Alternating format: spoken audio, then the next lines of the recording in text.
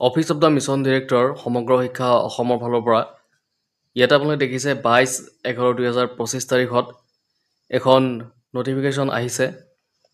আৰু এই নটিফিকেশ্যন আহিছে এক্সিকিউটিভ ডিৰেক্টৰ সমগ্ৰ শিক্ষা অসমৰ ফালৰ পৰা আৰু পঠিয়াই দিয়া হৈছে প্ৰত্যেকখন জিলাৰ the district mission coordinator Samagra Shiksha all district the inspector of schools all district আৰু the district elementary education officers all district প্ৰত্যেকখন ডিষ্ট্ৰিক্টৰ ইনস্পেক্টৰলৈ এলিমেণ্টাৰী এডুকেশ্যন অফিচাৰলৈ আৰু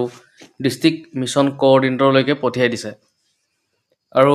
এখন গুৰুত্বপূৰ্ণ জাননী হয় আৰু গোটেইখিনি কথা আমি ইণ্টাৰপ্ৰিট কৰিম ইয়াতে কিহৰ সংক্ৰান্তত এইখন আহিছে আপোনালোকে দেখিছে ইয়াতে দুটা পেজৰ এখন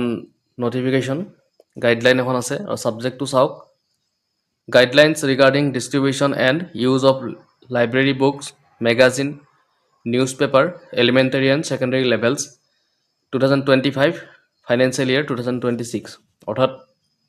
ইয়াতে যদি FY দিছে তো FY মানে হৈছে ফাইনেন্সিয়েল ইয়াৰ হয় 2025 আৰু 26 বৰ্ষত library books magazine newspaper ডিষ্ট্ৰিবিউশ্যনক লৈ ইয়াতে গাইডলাইন আহিছে আৰু গাইডলাইনখনি কি আছে গোটেইখিনি কথা আমি চাম আৰু ভিডিঅ'টো স্কিপ নকৰাকৈ সম্পূৰ্ণ চালে কথাখিনি আপোনালোকে বুজি পাব আৰু এটা সৰু অনুৰোধ আপোনালোকলৈ থাকিলে যদি প্ৰথমবাৰৰ বাবে এই চেনেলত ভিজিট কৰিছে চেনেলটি ছাবস্ক্ৰাইব কৰি ৰাখিব এনেকুৱা ধৰণৰ খবৰবিলাক আগলৈকে পাবৰ কাৰণে এতিয়া এই কথাখিনি আমি যিখিনি ইয়াতে আছে ইংৰাজীত সেইখিনি কথা আমি অসমীয়াতে চাবলৈ চেষ্টা কৰোঁ ইয়াতে ছাবজেক্টটো দিছে গ্ৰন্থাগাৰ পুথি মেগাজিন সংবাদপত্ৰ মাধ্যমিক আৰু প্ৰাথমিক স্তৰত বিতৰণ আৰু ব্যৱহাৰৰ বিষয়ে নিৰ্দেশনা অৰ্থ বছৰ বা ফাইনেন্সিয়েল ইয়েৰ 2025-2026 ইয়াতে লিখিছে উল্লেখিত বিষয়ৰ প্ৰসংগত আপোনাক জনোৱা হৈছে যে আগৰ বৰ্ষসমূহৰ দৰে এইবাৰো শিক্ষা মন্ত্ৰালয়ৰ নিৰ্দেশনা অনুসৰি প্ৰাথমিক আৰু মাধ্যমিক স্তৰৰ বিদ্যালয়সমূহলৈ সমগ্ৰ শিক্ষা আৰু PM শ্ৰী স্কুল দুয়োটা ছাত্ৰ ছাত্ৰীসকলৰ পঢ়া শুনাৰ অভ্যাস উন্নত কৰাৰ উদ্দেশ্যে গ্ৰন্থাগাৰ পুথিসমূহ পঠিওৱা হৈছে এই পুথিসমূহ অসম চৰকাৰে ঘোষণা কৰা ৰাজ্যিক স্তৰৰ গ্ৰন্থাগাৰ পুথি বাছনি সমিতি অৰ্থাৎ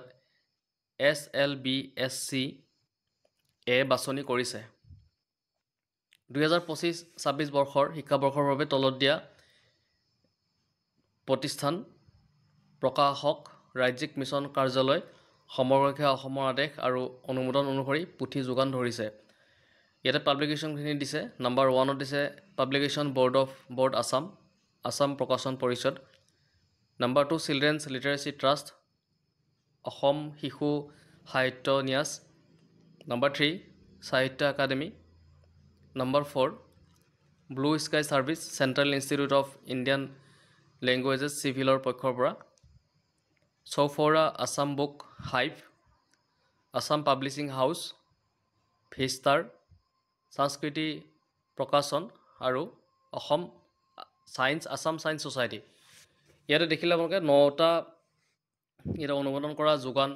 যোনে ডিষ্ট্ৰিবিউশ্যন কৰিব অসমৰ আদেশত অসম চৰকাৰৰ আদেশৰ দ্বাৰা অনুমোদিত এইখিনি পাব্লিকেশ্যন আপোনালোকে দেখা পাইছে তাৰপিছত আছে আপোনাক অনুৰোধ জনোৱা হৈছে যাতে গ্ৰন্থাগাৰ পুথিসমূহ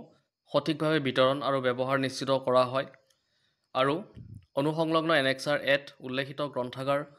সম্পৰ্কীয় কাৰ্যাৱলী যথাযথভাৱে বাস্তৱায়ন কৰা হয় আৰু ইয়াতে কিছুমান এনেক্সাৰ 1ত কাৰ্যাৱলী কিছুমান দিছে আৰু এইখিনি আমি চাম ইয়াতে চাওক প্ৰথমতে দিছে বিদ্যালয়লৈ ব্লকৰ পৰা গ্ৰন্থাগাৰসমূহ সময়মতে বিতৰণ কৰা আৰু প্ৰতিখন বিদ্যালয়ে সেইবোৰ সময়মতে লাভ কৰা নিশ্চিত কৰা নাম্বাৰ 2ত দিছে বিদ্যালয়সমূহে গ্ৰন্থাগাৰ প্ৰাপ্তিৰ ৰেকৰ্ড এনেক্সাৰ 2ত দিয়া বিন্যাস অনুসৰি সংৰক্ষণ কৰা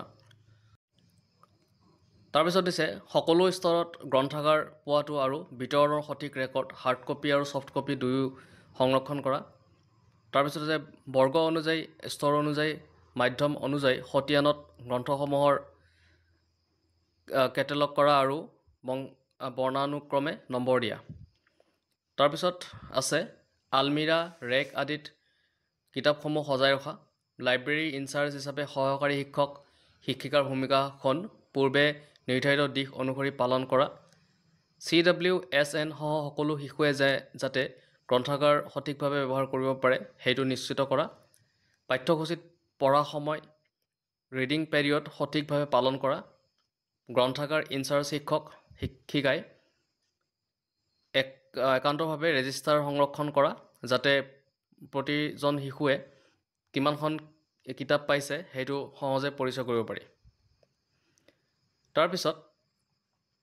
বিদ্যালয়ত reading room, reading corner, reading স্পেচৰ সুবিধা উপলব্ধ কৰা আৰু গঠন কৰা,